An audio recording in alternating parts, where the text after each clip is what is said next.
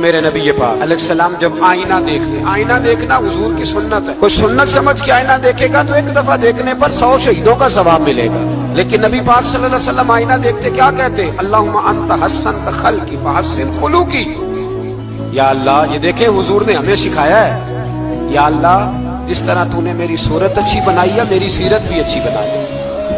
یہ ہمیں سکھانے کے لیے دعا فرمایا جب کھانا کھانے لگو تو دعا مانگو، اور ایک روایت میں فرمایا یہ دعا پڑھ لو کھانے میں زہر بھی ہوگا تو تم پہ اثر نہیں کرے گا۔ ایسے میں بڑی تکلیف سے کہتا ہوں کہ آج بھی ہمیں کہنا پڑتا ہے کہ بہت سارے لوگ ایسے ہیں جو ابھی بھی کھانے سے پہلے بسم اللہ نہیں پڑھتے، بسم اللہ الذی لا یضر مع اسمہ شیء فی الارض ولا فی السماء یا حی یا قیوم، اللہ تعالیٰ کے نام سے جس کی برکت زمین و آسمان میں، جس کی برکت سے زمین و آسمان میں کوئی چیز بھی نقصان نہیں دیتی،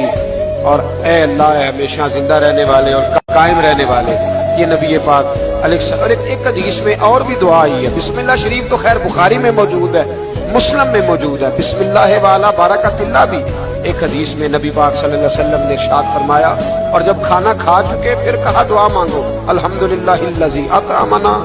وسقانا وجعلنا من المسلمین، اللہ تعالیٰ کا شکر ہے جس نے ہمیں کھلایا بھی